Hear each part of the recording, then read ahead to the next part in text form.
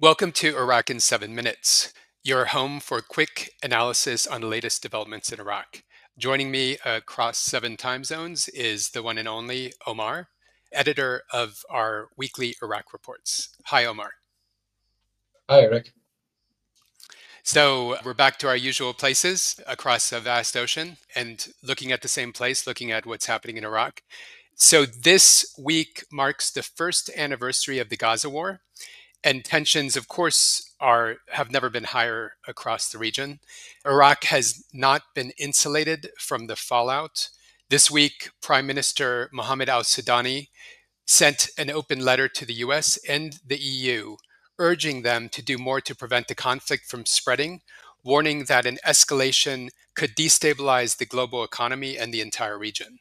Sudani also says that his government has worked hard to keep Iraq safe amid the regional escalation. So, Omar, we've seen a sharp increase in attacks on Israel by Iraqi militias backed by Iran.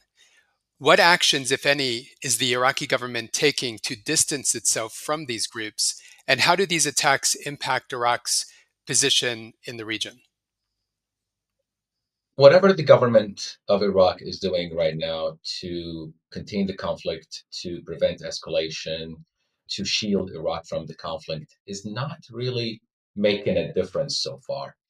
It appears that the government's focus in this regard has been on basically making repeated calls to the Western allies, the United States, to Europe, to apply pressure on Israel in order to cease its attacks on Gaza, on Lebanon, on Iran, which is, of course, a fair request. But at the same time, there has been no clear signs of effective pressure on the other side of the equation, where, as you said, we're seeing more frequent attacks by the Iraqi, Iran-backed militias on Israel.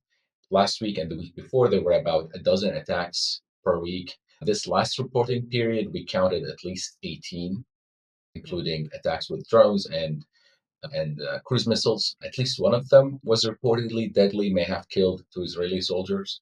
Of course, this scale of hostilities pales in comparison to what's happening in Gaza and in Beirut. But for Iraq, the risk is considerable. It's risking pulling the country closer into this conflict, into potentially inviting Israeli airstrikes on the country. And this is something the militias have been bracing for. One thing that we noticed in some of the reporting coming out of Iraq in recent days they is that the government is trying to talk to the militias and to convince them to end or to suspend their attacks on Israel and their threats of attacks on U.S. forces, but that the militias have not been responsive, that the orders or instructions coming in from Iran, basically from the supreme leader, are overriding whatever the Baghdad government is saying. And there's also indications that the militias are twisting the words of the Najaf Marja'iyya of Ayatollah Sistani in order to justify a continuation of the violence. Recently, Ayatollah Sistani said people of Iraq should do whatever they can in their power to support their brethren in Lebanon.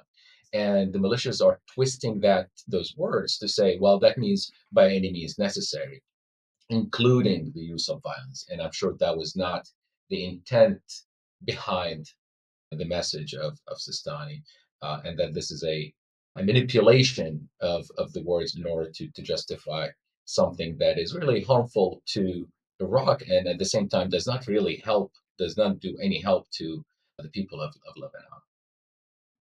Mhm. And speaking of Lebanon and the expansion of the war, of course, that's also triggering humanitarian crises.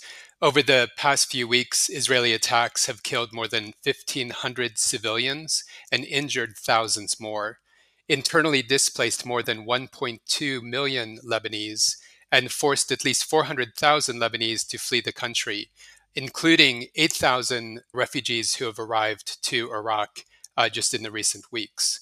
So, Omar, with this expanding war into Lebanon and more Lebanese refugees arriving in Iraq every day. How is Iraq managing this influx of refugees while dealing with its own internal challenges? It certainly complicates the situation. As you know, Iraq is still dealing with its own internal displacement problem.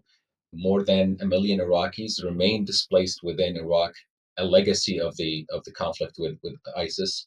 So this adds another layer of humanitarian crisis to what Iraq is dealing with. And I think it will test the abilities or the limits of the resources that are available and the capacity of the Iraqi authorities and society to deal with this added humanitarian situation.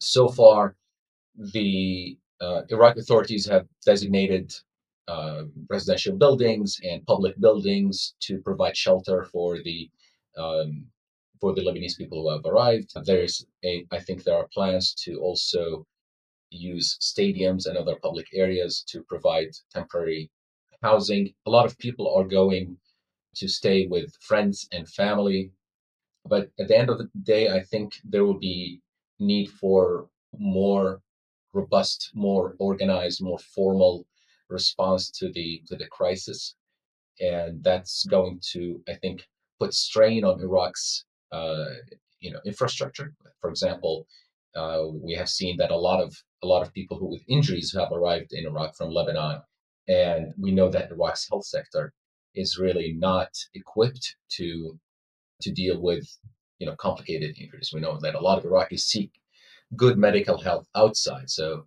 that's going to be I think, a gap in terms of meeting the needs of the refugees, of the displaced Lebanese.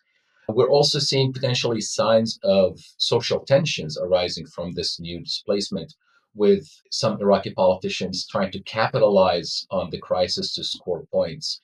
People, in local governments trying to say we should offer jobs for Lebanese arrivals, and that's already creating, some backlash from young people in Iraq who are already dealing with massive unemployment problems. So again, there is going to be a testing, I think, of Iraq's capability to absorb and to address the humanitarian needs, and additional social tensions that we might deal with. Uh, well, we'll be following that closely, and you can catch our reports. They come out every Thursday. Just go to enablingpeace.org. That's it for this Iraq in 7 minutes. Thanks so much, Omar. If you value this content, please like and subscribe to our channel. Until next time, masalama.